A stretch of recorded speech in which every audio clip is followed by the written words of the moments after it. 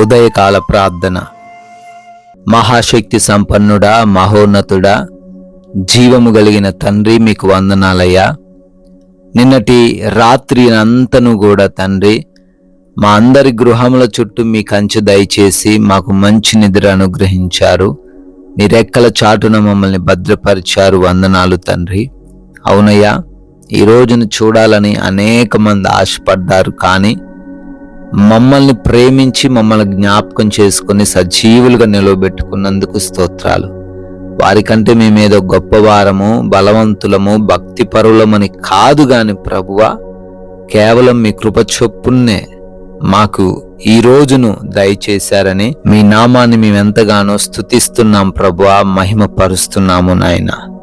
Yes lord, నీ వాక్యములు వెల్లడి అగుట తోడనే వెలుగు కలుగును, అవి తెలివి లేని వారికి తెలివి కలిగించును. కీర్తనల గ్రంథము 119వ అధ్యాయము 130వ వచనము.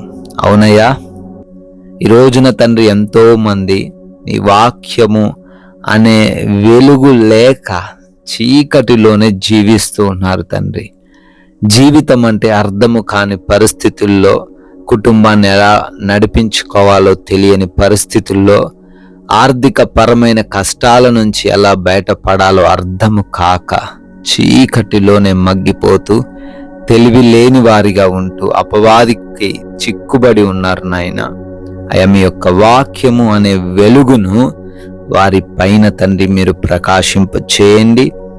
ఈ ఉదయాన తండ్రి, ఉదయపు వెలుగు ఎలా అయితే వారి పైన ప్రకాశిస్తుందో అలానే వారి చీకటి జీవితంలో మీ వెలుగును కూడా, వాక్యాన్ని కూడా ప్రకాశింపచేసి వారికి తెలివి దయచేసి వారికి ఉన్న బంధకాల నుంచి విడుదల పొందుకోవటానికి కృప చూపించండి నాయన. ఈ ఉదయకాలంలో ప్రార్థనలో ఉంటున్న ప్రతి బిడ్డను, ప్రతి కుటుంబాన్ని మీకు అప్పగిస్తున్నాం. మీ సహాయము దయచేయండి. బలము, శక్తి, జ్ఞానముతో వారిని నింపండి తండ్రి.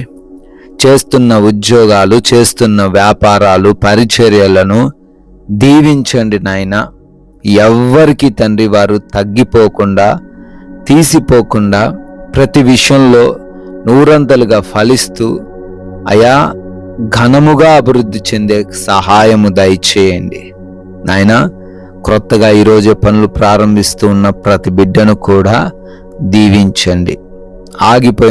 ఆగిపోతున్న పనులు కూడా నూతన పరచబడుటకు సహాయము దయచేయండి తండ్రి. అయా, ప్రయాణాలను అప్పగిస్తున్నాం. క్షేమముగా, సురక్షితముగా వెళ్ళి అదే రీతిన క్షేమముగా మరల గృహాలు చేరుకోవడానికి సహాయం దయచేయండి. ఎటువంటి సమస్య మార్గంలో ఉండకుండా, ఏ ప్రమాదం, అపాయం వారి దగ్గరకు రాకుండా, వారిని ముట్టకుండా ఈ రోజంతా వారిని మీరే భద్రపరచండి ప్రభువా. అదే విధముగా ఆకలితో ఉన్న వారికి కావలసిన భోజనమును మీరే సిద్ధపరచండి నాయన. అనారోగ్యముతో ఎవరు ఉండకుండా కృప చూపించండి. ఎటువంటి ఆర్థిక కష్టం ఏ బిడ్డను ఈరోజు తాకకుండా సమృద్ధిచ్చి వారిని పోషించండి ప్రభువా. రిపోర్ట్స్, చెకప్స్, ఆపరేషన్స్, డెలివరీస్ అన్నిటిని మీకు అప్పగిస్తున్నాం. ఎటువంటి సమస్యలు లేకుండా అన్ని కూడా వారికి అనుకూలమైన రిపోర్ట్సే ఉండడానికి సహాయం దయచేయండి ఆయన. ఎగ్జామ్స్ కోసం, ఇంటర్వ్యూస్ కోసం సిద్ధపాటు కలిగి ప్రిపేర్ అవుతున్నారు, వెళుతూ ఉన్నారు. జ్ఞానముతో, జ్ఞాపక శక్తితో వారిని నింపి క్వాలిఫై అవ్వడానికి, సెలెక్ట్ అవ్వడానికి కృప చూపించండి తండ్రి. ప్రాముఖ్యముగా గృహములలో ఒంటరిగా ఉంటున్న గృహిణీలు, యవ్వన బిడ్డలు, చిన్న బిడ్డలు, వృద్ధులు, వారందరికీ మీ కాపుదల, కంచె దయచేయమని బ్రతిమాలుతున్నాం ప్రభువా.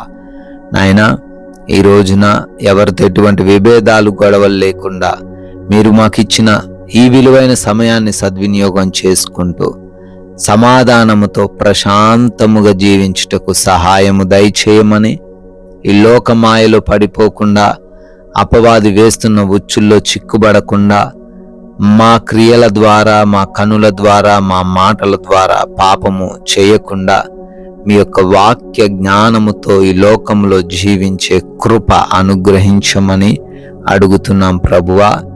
అయా, మా అందరికీ సహనమును, దీర్ఘశాంతమును, క్షమించే గుణమును ఈ రోజున మీరే దయచేయమని, మీ కృపను బట్టి బర్త్డేలు, ఈరోజు యానివర్సరీలు సెలబ్రేట్ చేసుకుంటున్నారు.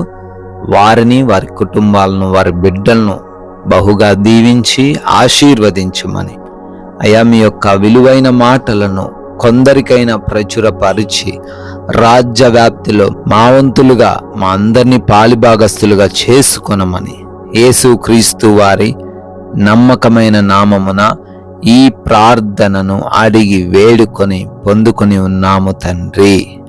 Amen, amen.